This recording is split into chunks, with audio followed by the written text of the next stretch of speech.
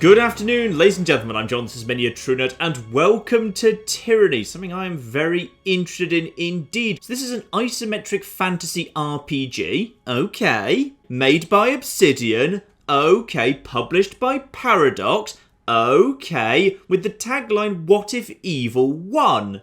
Which I think is a very interesting little starting point. Apparently this is very similar to its kind of sort of spiritual prequel, if you like, Pillars of Eternity. Never actually played Pillars of Eternity, but I heard a lot of very good things. So I had another okay onto the end for that kind of... But anyway, let's dig into this, shall we? Because yes, this could be very, very interesting indeed.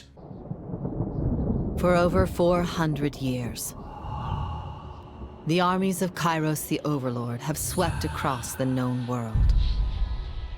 All who stood against them fell before their might. Even the Archons, women and men of immense power, were forced to kneel, chained to the Overlord's will. Now Kairos' final conquest has come to our corner of the world, and two of the Overlord's armies compete for the honor of taking our lands. The elite disfavored, and the teeming horde of the Scarlet Chorus. The voices of Nerad, spymaster and archon of secrets, guides the fierce and undisciplined masses of the Scarlet Chorus. With each battle, the Scarlet Chorus grows stronger, as the defeated are given a simple choice: serve or die. Graven Ash, Archon of War and the Overlord's most loyal general, leads the disfavored. Though small in number, Kairos' ironclad legion has never met true defeat in open battle. Watching over the two generals is Tunon, the Adjudicator, Archon of Justice, eldest of Kairos' minions. Tunon brings Kairos' laws to newly conquered lands, aided by the Fatebinders, judges and executioners of the Overlord's laws. You were among the youngest of the court of Fatebinders when Kairos' armies came to our lands. How could we have known that the fate of thousands would rest in your hands? So there we are, I'm kicking off on the bad guy's side. And by the way, is it just me or are the Scarlet Chorus basically just the Legion? Even down to the fact that their leader is blatantly Lanius, but with like an extra face on the back of his helmet. Okay, female character, kind of a smaller body type. In this sort of thing I almost always go for either rogue or mage, whichever happens to catch my eye with the more interesting titled abilities. So yeah, that'll do for now. And good, slightly more personalisation options than I thought we were going to get there. There we go, let's get some Skyrim braids going on, that'll do.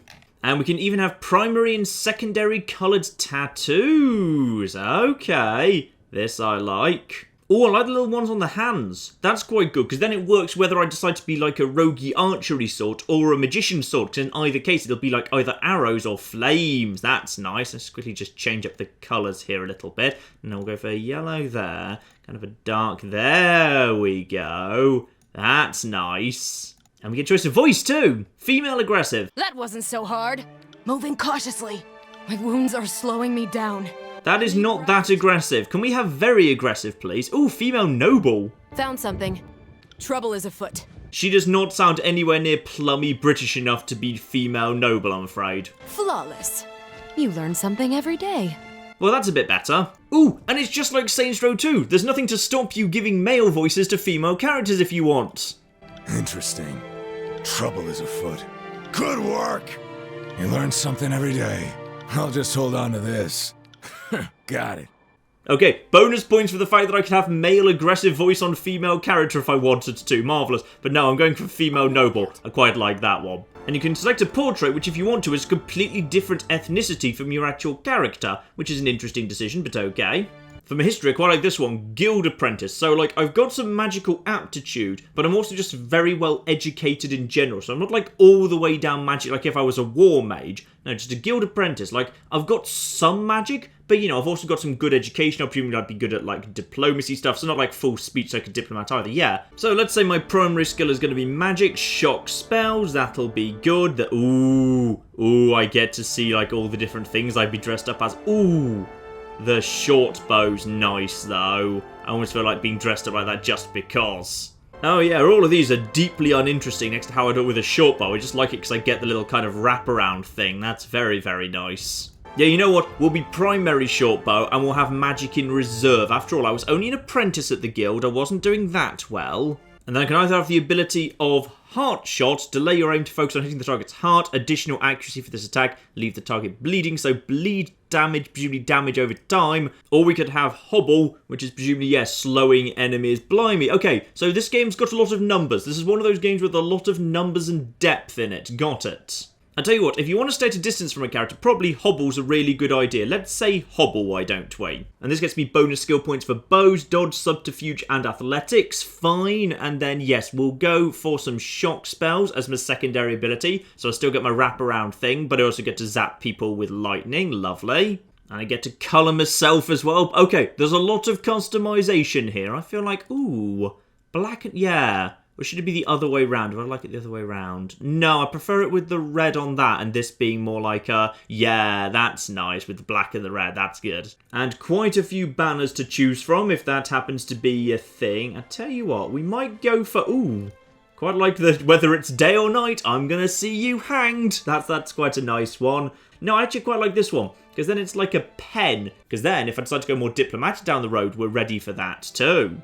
And her name's John, obviously, and she's got, oh, bloody hell, there's a lot of numbers to choose, and I don't know what any of them do yet. So might is just damage with primary attacks, finesse, physical and mental precision, so accuracy of attacks and spells, as well as worn armor's chances to reduce a hit type. Okay, so dodge as well, I guess. Oh no, armor deflection, which is different to dodge. Oh, blimey. Quickness cooldown durations. Vitality is both physical health and strength of personality.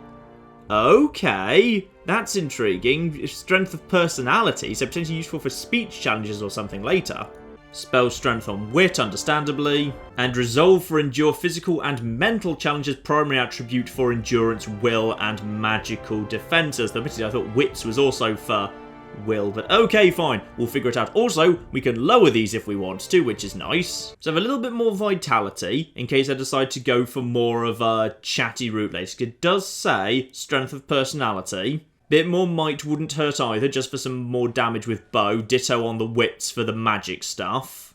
And go on, just a bit more damage with the bow there. That'll do, yeah, because it looks like that's controlling my bow strength. So having assigned special onto skills, obviously good idea to go boosting my bows, I'd say. Get that up to 40 and my magic staff up to 30. But on the other hand, over here in support skills, we've got lore, which is used in dialogue to determine what you know about the history of the world or to impress others with your intelligence, which I'd like up. And subterfuge, which I can use to deceive or trick people I'm speaking with. Well, that doesn't seem like my core thing, but if I lowered bows by 5...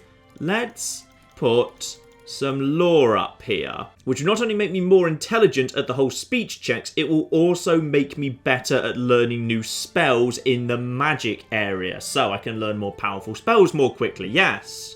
And the Conquest option, selecting the Conquest option will allow you to play through Kairos' Conquest of the Tiers, choosing how your character was involved in the invasion. Oh yes, let's choose how our character was involved. So during the Conquest, you'll decide your character's actions through Kairos' invasion of the Tiers, shaping the world through which you'll adventure over the course of the game. So actually, like during the prologue, I get to choose how my relationship's going to be formed up for the rest of the game. Oh, that's really cool. So each choice you make affects your character and how major factions of the tiers respond to you. Your choices matter. Choose wisely. Oh, this is cool. So, 428 TR. No idea what that refers to. The Bastard City stood on the northern border between Kairos' empire and the Tiers. Built upon a natural harbour at the crossroads between the realms, the city was a nexus of commerce. To the Tiers, it was the centre of wealth. To a northerner, it was little more than a backward trading post. Its symbolic status as a gateway to the continent made it a natural first target in Kairos' military conquest. Circumstances were ideal for you to prove your worth as a soldier in Kairos' army. Taking this city would send a message to the rest of the tiers. Kairos' will is insurmountable. So basically, I'm kind of playing New Vegas if I was starting off at the lowest level of the Legion, and the Legion had already won the Mojave, and basically we were just outside California about to move in to finish the job. Oh, that's such a cool starting point for a game. Select a token on the map to begin. So, we've got Infiltrate the Tiers. Both armies sent their forces to prepare the way. or the Gates of Judgment, the first major engagement of the war. Kairos' armies cross the mountains and establish a foothold. Well, let's go get ourselves prepared. Yeah, infiltrating the tiers, sure. History would remember the Gates of Judgment as the first battle of the Conquest, but the real combat unfolded with advanced units of both armies preparing for the coming war. The Disfavored and the Scarlet Chorus each had a plan to infiltrate the capital city. Which army did you join? Well, the Scarlet Chorus is basically the Legion, isn't it? Little more than a gang of thugs and their captive slaves. Rather than organised under commissioned officers, the Chorus follow a hierarchy seemingly ruled by whoever has the bravado to command and defend their position. Oh,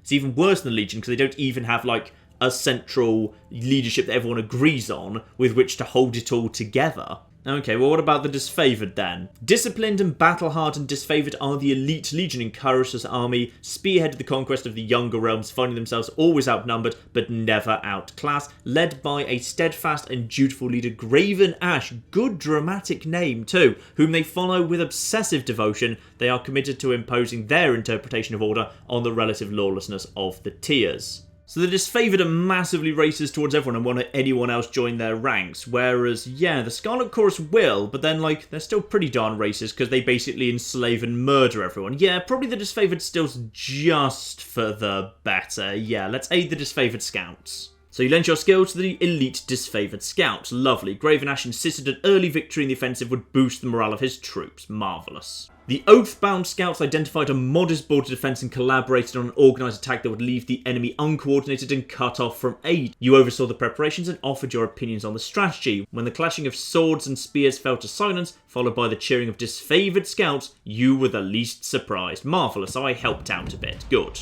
So because we went and scouted that out, we didn't actually need to do the first battle anymore. We actually had a choice of which to do. It wasn't just do anything, we actually need to choose which ones. Containing the fire, the Bastard City's resident fire mages threatened the first leg of the conquest. Kairos' forces put a stop to their unchecked power. Or, inside agent, you found an ally within the city to prepare the way for the approaching armies. Yeah, let's do this all diplomatically. That'd be nice. With the border garrison captured by your disfavoured allies, you travelled ahead of Kairos' armies and lurked in the shadows of the Bastard City. You decided that converting one of the locals to Kairos' side would help bring the city to its knees. After all, corruption starts from within. And we could go for a well-informed captain guard or a fast-talking smuggler.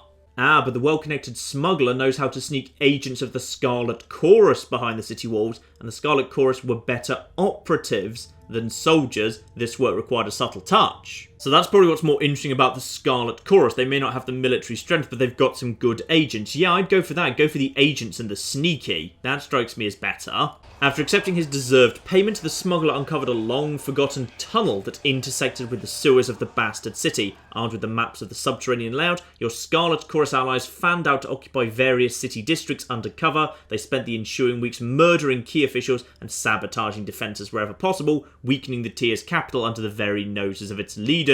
Marvellous.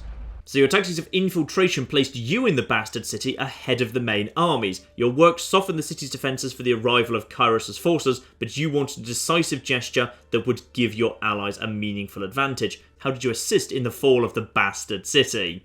Ooh, okay. So we've got the disfavoured style. So you challenged the commander of the Bastard City's defences to an honourable fight to the death. The disfavoured wished to spare soldiers for the battle ahead and civilian lives for occupation. And that would actually win me a new ability, Warrior's Respite. Stand your ground in the face of defeat. During this time, you'll regenerate health rapidly, but your damage is significantly reduced. So I basically just like turtle up for a bit and just heal up really quickly. Intriguing. Alternatively, spreading the word of Kairos, you converted the poor and disaffected into a hidden army of the Scarlet Chorus. Once the dust settled, the army wished to bolster their troops with these sleeper cells. Okay, and that gets me the ability Searing Palm. That is a fire type magic thing. Okay, well I've got some good magic going on here. Gather heated energy into your hands and release it unto a foe. Ooh, good use of the word unto. We don't get to use the word unto enough. The target ignites in flames, burning over time. That's pretty cool. Alternatively, there's a third option. Keeping to the shadows, you eliminated the leaders of the Bastard City one by one, and that would get me Concealing Shadows, another once per encounter ability. Create a cloud of obscuring shadows and dust. For a short duration, enemies that use physical attacks against you have significantly increased chance to miss. During this time, your attacks will also be less effective. So kind of a way of just kind of stopping anyone from doing anything, to be honest. I'm not really sure I'm an honourable fight to the death sort of person. I quite like that idea of, yeah, the searing palm, an extra magical ability, and just like, you know, quietly converting the downtrodden into a secret army in sleeper cells. That's, yeah, you know what, we're going for that. That's pretty good. It didn't take much to convince the bastard city's downtrodden that Kairos was the superior power. You arm them with weapons and knowledge of a signal you would raise when the time was right. As the armies appeared outside the walls, you ignited the spark that fanned their anger into a full-scale riot. The chaos they spread in Kairos' name weakened the city to such an extent that its inevitable fall was but a formality. And, presumably, that means I've just spared a lot of lives, because that means basically, like, you know, when we move into the city, like, large parts of the population are already on our side. So actually, I have just saved a huge number of lives. This was the moral thing to do. And there we go. Oh, the bastard city appears to have fallen. Beautiful. The bastard city settled into a new state of normalcy, with every tower displaying Kairos' banner. Your name was whispered alongside rumours of a decorated career to come. The armies divided into two fronts and migrated south. Tunon sent word that you were to join the next frontier of Kairos' conquest, either as a judge and overseer of the settlement of Lethian's Crossing, or as a war advisor to the armies advancing into the realm of Apex. Yeah, I will go for Lethian's Crossing, I think. I feel like I do well as, like, you know, a judge and enforcer, rather than just as, like, you know, a bloke on the front line. I feel like I work better in the kind of, in the shadows and the background there. Yeah, Lethian's Crossing. And it's a year later, year 2 of Kairos' conquest. Years ago, Lethian the Bold founded a small merchant town at the intersection of ancient old walls. A pact between the settlers and a mercenary company means that caravans are able to travel without fear of bandits or Bane, whatever Bane is, and the town thrived in modest insignificance. Lethian's Crossing drew Kairos' attention for the iron deposits in the surrounding hills. With the region under Kairos' control, the northern smith mages could set up workshops to refine ore and arm the disfavoured with the finest weapons in the known world. The Archon of Secrets dismantled the mercenary support with a generous bribe, taking the crossings in a bloodless victory. Tunon dispatched you to travel alongside Kairos' forces and bring order to the region. Marvellous.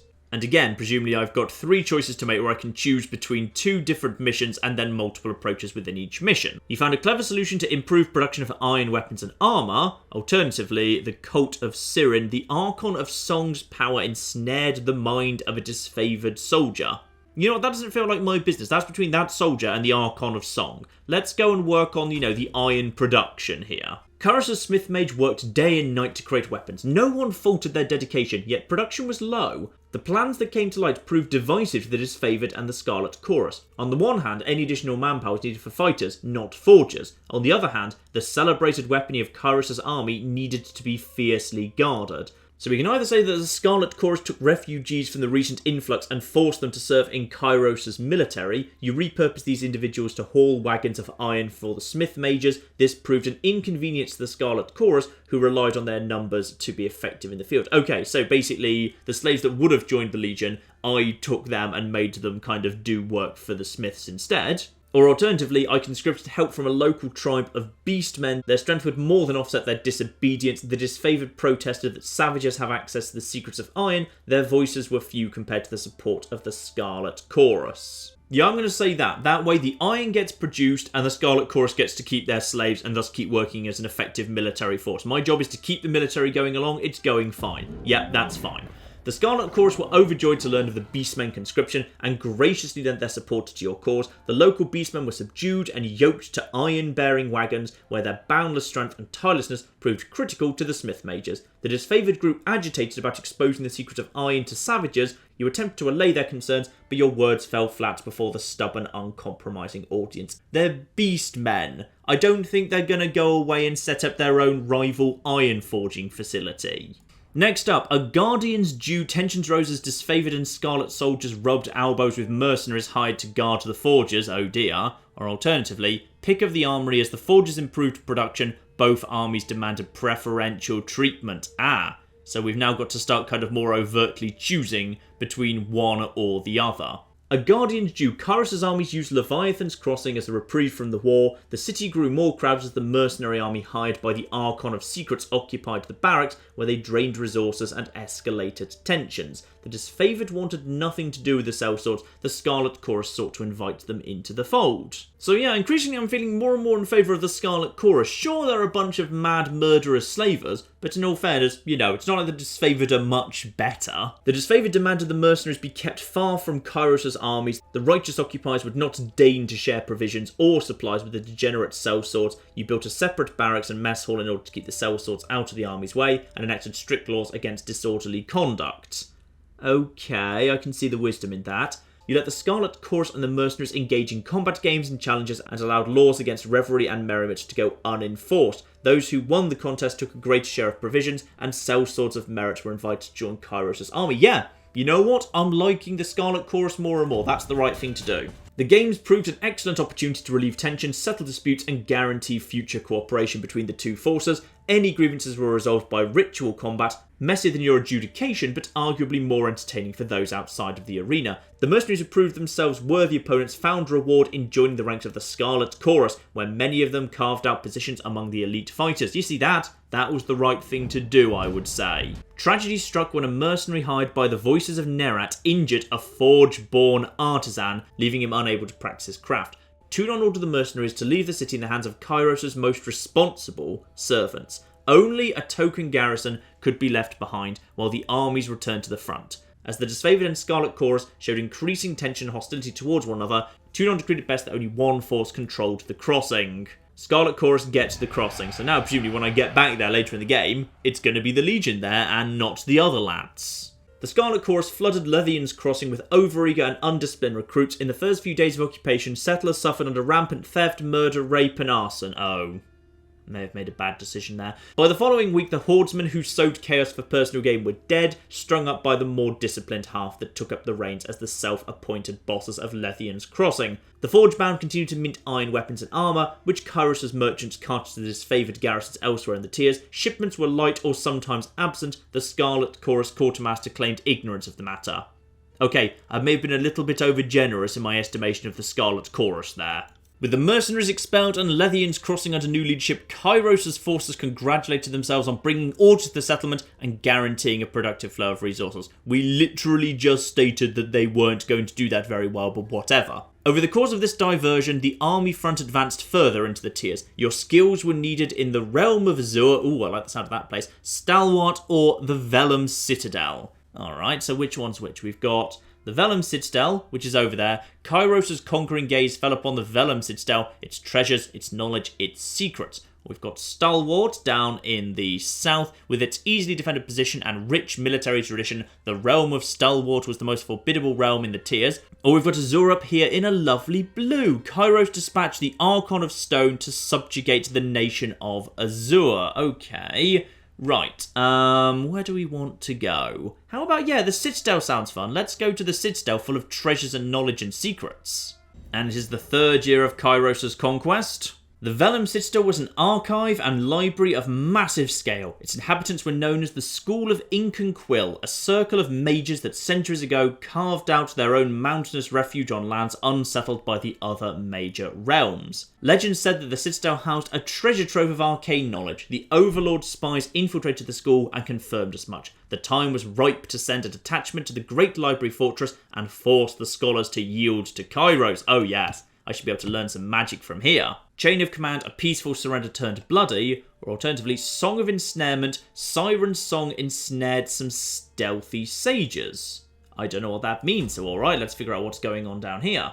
So Siren, the Archon of Song, look, if you're a siren, just say you're a bloody siren. I'm just calling you Siren because you're blatantly a siren. She used her power to enthrall enemy mages who crept beyond the Citadel walls. After Kairos' forces rounded up the arcane practitioners, the disfavoured began executing the new captives before they could share dangerous knowledge, a crime under Kairos' law with the Scarlet Chorus. So you calm the disfavoured with a compromise, the sages' mouths would be bound with iron bridles, preventing them from speaking their forbidden knowledge. Or we punish the disfavoured for executing mages bound to the Scarlet Chorus, ordering that several disfavoured soldiers be given to the Archon of Song as her personal bodyguard. No, I feel like probably let's side with the law here. Let's just follow the law of the land nice and safely and calmly. Yeah, you know what? There's going to be a compromise. We're going to bound these guys' mouths with iron so they can't tell all the secrets. Unless they tell the secrets to me, in which case I want to learn the secrets so I can do awesome badass magic.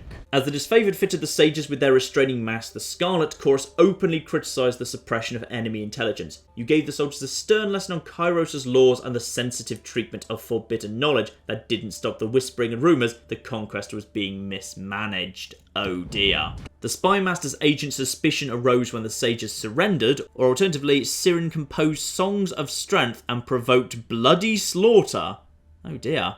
Right, well, let's go over here. Yeah, Spy Master's agents. What's going on over here? So, a group of enemy mages surrendered to the disfavoured, claiming to be spies loyal to the voices of Nerat. No one in the army could verify the claim. The disfavoured readied to interrogate the mages, but the Scarlet Chorus protested, demanding the prisoners be given to their custody. They couldn't risk the voices of Nerat's secrets falling into the wrong hands. They remain in custody while you reviewed the claims, or alternatively, you ignore the disfavoured threats and sharply reminding them that they marched at Kairos' orders and not their own whims. The mages were released into the custody of the Scarlet Chorus. No. They surrender to the disfavoured, they stay with the disfavoured while I review the claims. Done. You took time poring over the mages' confiscated documents, finding no blatant messages to the voices of Nerat or anyone else. You resolved to question the mages yourself. When you reached their cells, you discovered the bodies, each of them slaughtered in a grisly display. Tense discussion and accusations followed, but with no evidence to suggest a responsible party, you were forced to let the matter drop. Oh, come on, Scarlet guys, what are you doing?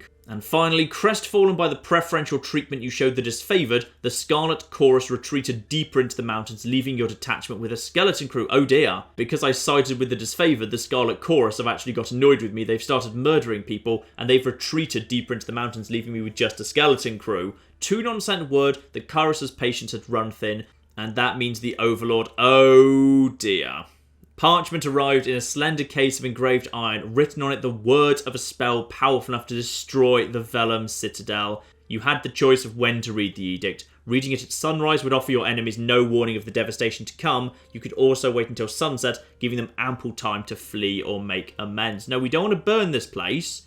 We would like to flipping get its secrets if we can. So we can either give the enemy no quarter and basically just burn this place to the ground pretty much immediately. Everyone dies and the disfavoured applaud. Or claiming they still had spies within the Citadel, the Scarlet Chorus urged you to warn the mages of the Overlord's edict. Granting their request, you met with the enemy under a blue flag of peace and warned them of their doom, giving the Chorus spies and the enemy a chance to run. Yep, we're going with that. You confronted the mages with a warning and hoped the message was received. An hour before sunset, numerous figures were spotted fleeing the Citadel. As the sun dipped under the horizon, you read the words of the edict. The earth shook and red-orange light glowed in the foundations of the sprawling citadel. Bubbling up from under the library, a torrent of lava heaved with explosive force, gushing from windows and between loose bricks, melting winding trenches and the surrounding land. Days later, the flames still raged on, the conflagration continually fed and renewed by the power of the edict. Oh, I didn't want to burn down the library. I feel bad because I burnt down a library. Admittedly, I know I've been... Oh, dear. That's no good. This was an undisputed loss of resources, knowledge, culture, and life, but a message had been sent: the Overlord will not tolerate defiance. You didn't have long to rest before Tunon called you into service once more. You were one of the last to depart from the mountains, and as you journeyed off, you spotted a few campfires in the mountains. They were mere specks, dwarfed by the inferno, the last gasps of survivors, or perhaps looters from Kairos' armies bored and daring enough to pick through the ashes. Oh, I'm sorry, guys. I didn't really want that to happen. In which case, let's continue. Oh, that poor library. It even looks like a flipping Legion camp. Ah, dear, oh dear. Obsidian, you do like your big band of Slaver Legion things, don't ya? The year is 431, and Kairos' invasion has shattered all major opposition in the tiers. The Younger Realms, the Bastard Tier, the Free Cities. All who defied Kairos lay broken by battle, or bowed in surrender. The two armies of the Overlord, the Disfavored and the Scarlet Chorus, now control our lands. But our will is not yet extinguished. Not entirely. In the valley of Vendrien's well, those of us unwilling to bow to Kairos have banded together in defiance. Violating an oath of surrender from 2 years prior, we have staged a bloody uprising. murdering the disfavored and Scarlet Chorus garrison in a midnight assault. Ah, so only one city holding out, or not even holding out, having previously surrendered, they're now trying to take back their own land. With their main forces spread across the tiers, the disfavored and Scarlet Chorus redeploy to Vendrien's Well to crush the resistance. But months pass with no definitive battle. As disagreement and discord paralyze the Archons, we bide our time and wait for our message of insurrection to spread across the tiers. Okay, we need to stamp this stuff out, right? I am totally on the side of Kairos here. The Overlord is not amused, and Kairos has one message for the Archons: crush the Oathbreakers or die. Kairos backs this threat with an edict, a magical commandment that can slay all in the valley should the order be ignored. The honor of proclaiming this edict fell to you. Sent across the mountains to Vendrien's Well, you carry the Overlord's edict to read before the Archons. You know, it was pretty bloody stupid of them to say, hey, we're going to hold out in this citadel. We're just going to be in this city and we're going to hold out here. Like, literally, you know the enemy has the ability to produce these scrolls. We can just point at, like, a city and say, yeah, that's going to be on fire because of lava for days now. So, yeah, we can just do that again. So, really, you'd need to, like, create, like, small groups of small guerrilla cells operating independently. That'd be the only way you could function fighting Kairos, because, yeah, then he couldn't use the edicts against you. As you finally make your way through the winding mountain passes into the valley, the ground trembles, and Kairos' magic seals the way behind you. You are trapped in Vendrien's Well, with Kairos' armies and the Oathbreakers. The only way to survive is to fulfill the terms of the Overlord's edict, in any way that you can. And here we are! The game begins. Lovely. Oh yes, it's all very New Vegas, reputation, faction, all of that. Choices you make will change how the story develops and will build a reputation for your character over time. People in the world will learn of your reputation, good and bad, and respond accordingly. Very nice.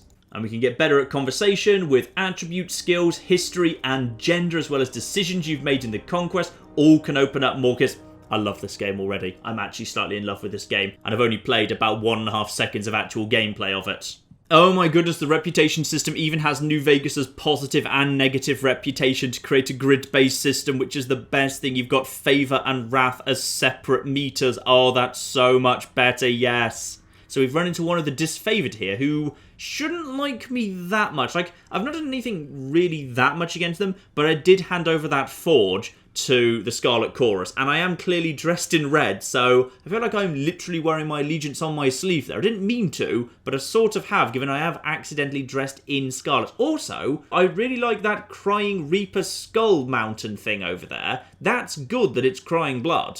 So Aurora here. Kairos the Overlord be praised. When I heard the avalanche, I feared the valley was sealed with you on the other side. No, I'm fine, it's all good. You were with us since before the first official days of the Conquest, and so it's fitting you're here now in what I hope is the last gasp of the resistance from these backwards tiersmen. Here's hoping you convince the Archons to settle on a plan to crush the Oathbreakers. That is why you're here, right? So I can glare silently, I'm in a hurry to deliver a message, so I can be a bit rude, but I can just get on with things. And I come bearing an edict of Kairos, our soldiers will complete their tasks or die. Or, because I've got a decent level of lore, can you hear that hum in the air, the glow around the rocks? The avalanche is Kairos' magic, the Overlord has sealed the valley. So because I've invested a little bit in lore and I'm an intelligent character, I can figure out why that avalanche happens. Your senses see more than mine, good Fatebinder. I do not pretend to know much about such things, but if it was Kairos' magic and you're here on important business, well, you don't have to be an Archon of Secrets to guess that you're here to proclaim an edict. What does Kairos have in store for the enemy? 10 years of festering plagues? An edict of twisted bones? I don't actually know. I haven't opened it because it's ridiculously powerful magic, so I feel like it would be a bad idea to even do so. So we have got an edict of Kairos. Our soldiers will complete their task or die. I'm in a hurry to deliver the message, glare silently. Well, yeah, sorry, I'm not sure I actually know what the edict is. It's kind of, you know, state secrets and all of that. Also, I don't know who you are. You could just be like some spy wearing the right armour. Wait, our soldiers will complete their task or die. The edict is levelled against us. Her eyes widen with fear, her posture slackens, but the Scarlet Chorus prevents us from taking action. Why would the Overlord punish both of... She clears her throat with a sigh. Forgive me, it is not my place to question. We should have conquered the enemy within weeks of arriving in the valley. The delay reflects poorly on all of us. So he's actually, rather than... Why doesn't he just send an edict to burn the city to the ground, like we did with the library? That strikes me as more efficient. Clearly Kyrus is a bit of a meanie, which is, you know, makes sense. He is the massive evil overlord and all of that. So if we all follow Kyrus as well and stop the insurrection, no harm will come to any of us. I could glare silently. I like how glare silently is always an option. 2 Archons and their armies cannot take a citadel they've taken before. Of course Kyrus is displeased. Or because I've got Subterfuge 20, I can also do like persuading and trickery and threats and whatever. Your first instinct is to blame the Scarlet Chorus. No wonder Kyrus resorts to an edict to enforce order. Yeah, flipping disfavoured. Stop trying to blame the Scarlet Chorus for everything. Yes, well, her eyes shift to the side. There has indeed been little goodwill between our armies, and you're right, when we act as we do, what choice do we give the Overlord? She takes a deep breath, nodding as she exhales. And you're right, I should not cast blame so freely, especially not when talking to a servant of justice. My apologies. More runners, third time this week. The Oathbreakers keep trying to send messengers through the mountains to gather help from outside the valley. She points to the collapsed path by which you arrived. But they're a bit late for that now. Come, let's show these Oathbreakers a good fight. Marvellous. So we've got a bit of fighting to do. Hello, wow. You may claim you're a messenger, but you clearly are wearing some very big metal armour. That is not really good for the whole running thing, but whatever. So Tyranny is using pausable real-time combat. Okay, so a bit FTL-ish, I guess. Because you'll often be managing more than one character at a time, it's a good idea to pause the game, issue orders, and then resume real time to see the orders play out. The option menu also contains many choices for automatic pausing when certain conditions are met, i.e. at the start of combat. Press spacebar to pause and unpause the game. Well, that is bloody useful. So fairly simple stuff for now. We've just got our starting abilities. We've got one guy who's running at us. We've got one basic thrust ability. We've got our ranged ability. Of course, we are an archer, so that's our hobble ability that we got when we were picking our character. We've got our charged fist, which looks like it is, yeah, a little bit more powerful and can also paralyze foes or kind of stop them from doing stuff, but that's shorter range. And of course, we picked up Searing Palm because of the choices we made while we were starting off the campaign, which is probably my most powerful ability once the damage from the fire is factored in. But let's start off by going for an attack on you. So we've got 72% chance to hit you, and that will probably hobble you. So let's just do that and we'll see what happens. Can't do that.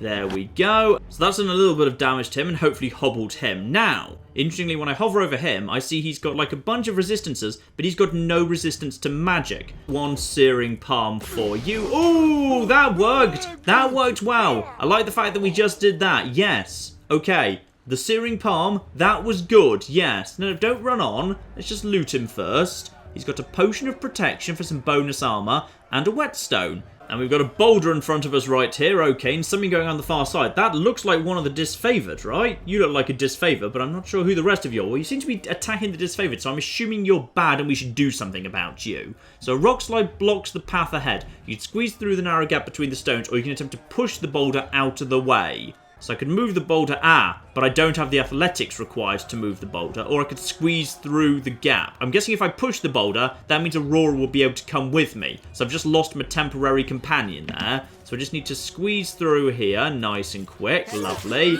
And now I could potentially be in a spot of difficulty. Right, you, set this guy on fire, please, lovely. So you can just be on fire. That'll do quite good work. Now also, just stun him for a bit. If we can hobble him, do that.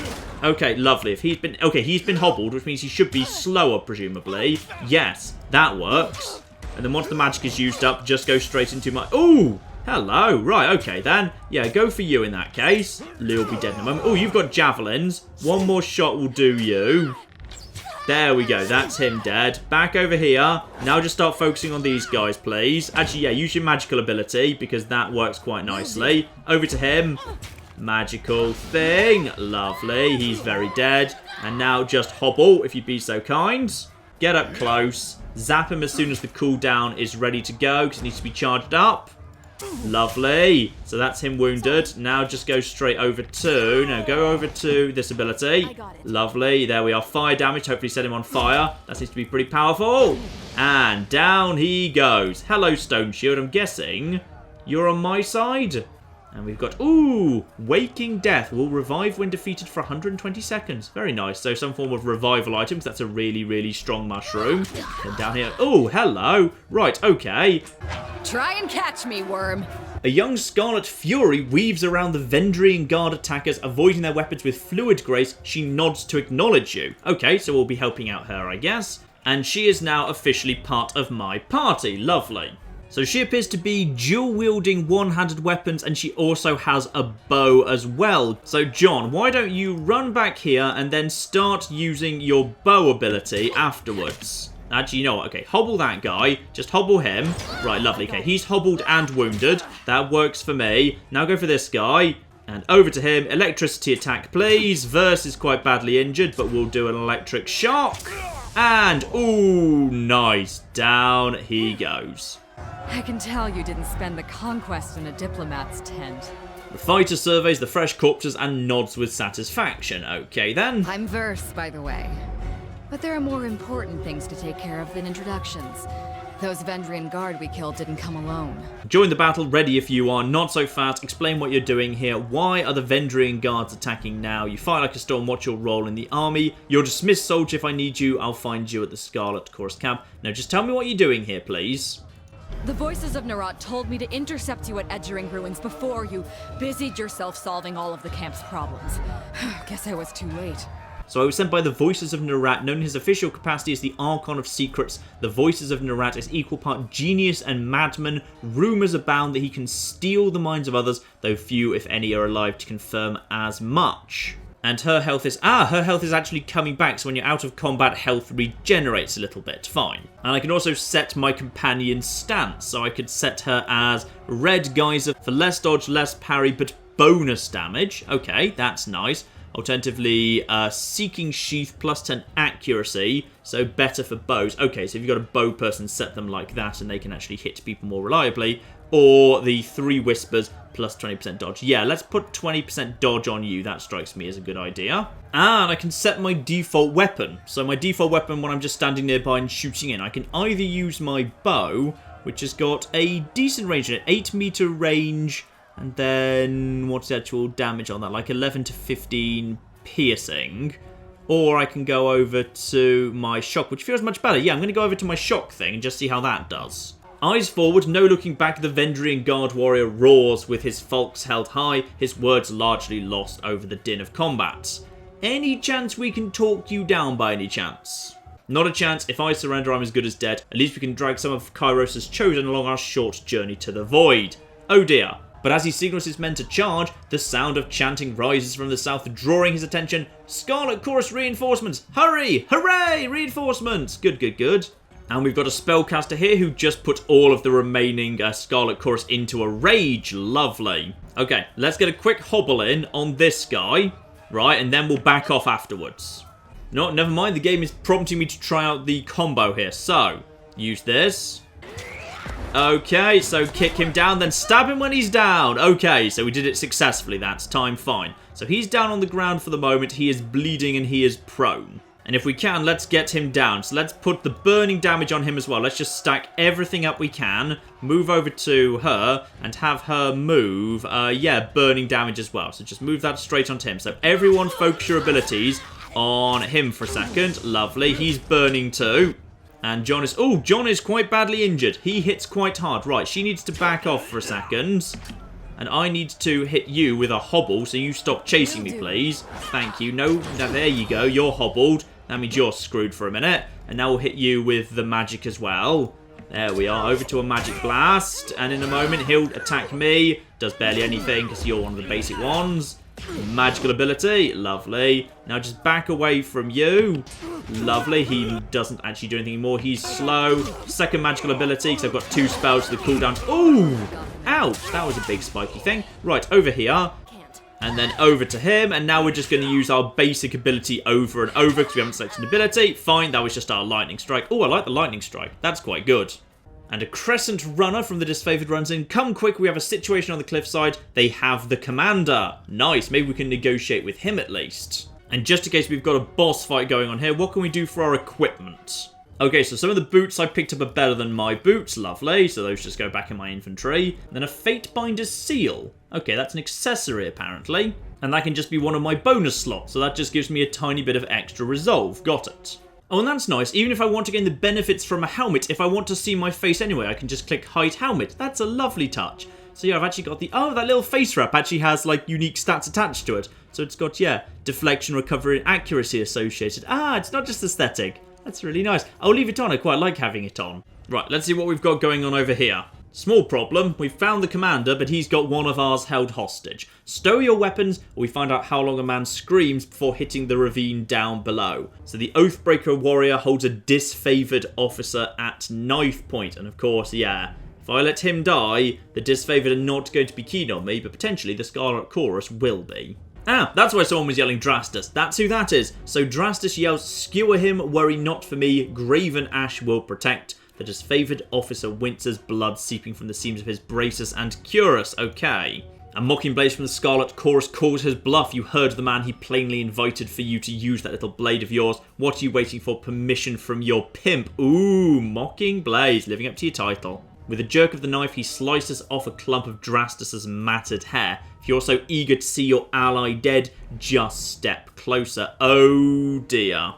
If I had athletics of 30, I could just basically jump in and save the day like a big damn hero. Or I could just attack him, or you heard Drastus, let him die. We have to help Drastus, or let's see if we can negotiate here. Come on. And I'm sure that soul will have daily visits from the Scarlet Chorus cads thirsty for a bit of torture. He shakes his head, pulling the captive closer. I'd rather take my chances with death. Oh dear. We've got a small problem here, which is, yeah, we cannot jump in and save the day, so Athletics 30 would let me have a special resolution. But I'm not going to say let him die, I'm going to say attack. We have to help Drastus if we can. And Tyrell dashes the blade across Drastus's throat. Blood gushes out from the commander's neck, drowning out his final words. Tyrell points the bloody knife towards you. Death to Kairos, death to the Archons. No, we had no chance of saving him because we were a few steps back and he already had the knife at his throat. That is a shame. And the moment Drastus's body falls to the ground, the disfavored soldiers pounce forward and quickly reduce the Oathbreaker to a bloody mess. That is a shame, yes.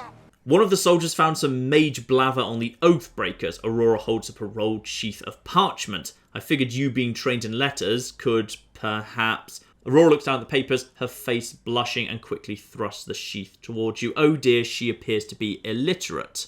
So yes indeed, let's examine this here parchment. Repeating the same messages in various written scripts, the parchment explain the Vendrien Guard's desire to overthrow Kairos' Archons and rout their armies from the tiers. The pages aren't addressed to any specific reader, but rather openly invite all who remain loyal to the younger realm to gather at Vendrien's wall. Recruitment material, they were trying to bring more traitors to the fight. Indeed they were. And there were likely other groups trying to flee the valley. We can rest knowing we have stopped this group, as shame it is at such a high cost. Indeed it is, Aurora. And the Archons are expecting you at the disfavored war camp. When you're ready to leave, exit by the southeast gate and keep going that way through the foothills. Nice. Any chance we can get some... Yes, we can go and get some good stuff off the corpses. Lovely. We've got ourselves one Honor Guard's bronze falx. We've got ourselves quick finger bangles, grain, and a scroll. Lovely. And we've started to gain a reputation. The Scarlet Chorus, we've done nothing that makes them like us so far. However, the Scarlet Chorus were annoyed by my words and actions at some point, so I've picked up a little bit of wrath. And as I get more favour and more wrath, I actually learn brand new abilities, some of which are passive and some of which are actually active. So if I get well liked enough by Scarlet Chorus, I can learn this lovely ability: immobilise and terrify all enemies within a cone in front of you. Ooh, very nice. Or if I get hated enough by the Scarlet Chorus, actually, that works pretty well as well, because then I can cause spurting blood, huge amounts of bleeding damage to my enemies. Very nice. And as you might reasonably expect, of course, there's a bunch of people we can speak to over here and some little disputes to resolve. We've got one captured person. The Scarlet Chorus would like to recruit them and see if they potentially would like to join the Scarlet Chorus. Alternatively, the disfavored want to just execute them, so we can choose who we want to make happy. You know what? The Chorus should be allowed a chance to recruit new warriors. This is the only way they get new warriors. Let's give them a go. He'll probably be dead pretty soon anyway. And that gets me favour with the Scarlet Chorus and wrath with the disfavoured. Lovely. If that's how you wish it, the prisoner will go to the Scarlet Chorus. Mark my words, treating these curs with kindness has been and continues to be a mistake. It's not that much kindness to let them join the Scarlet Chorus, alright? A lot of people die in the attempt. And one thing remaining, back here, there seems to be something. What have we got at the back of this thing? So, with 35 athletics, I'd be able to climb up here, though I don't know what's actually going on up there. You see a very old broken section of the wall. There's a rope hanging down that's recently been used to scale it. So, if I had high athletics, I might have been able to save Drasta's life, and then afterwards, climb up here to get myself some lovely treasure. But as it is, sadly, I cannot. Instead, ladies and gentlemen, as we enjoy this lovely view over the Blood Bowl, below the Blood Falls, and then down into Blood Valley, I'm assuming that's what all of this is called, I think I'm going to call it a part for now, but we are going to do a little bit more of this, because, yeah, it takes a little bit of time to get your character set up and used to the controls and the basic abilities and whatnot. So, we'll do a little bit more tomorrow, just to get a bit more used to what's going on here. But in the meantime, I've been John. This has been many a true nerd. This has been the really rather lovely Tyranny. Thank you very much, and goodbye. Ignore the demon we just summoned. It can't fit over the bridge. Okay, Yeah? it can fit over the bridge. Oh, look at that. Your pantaloons are very, very nice. Okay, I've got a good idea. I'm going to summon a second demon to fight this one.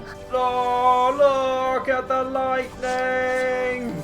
I got quite drunk last night and I don't know where my Death Star is.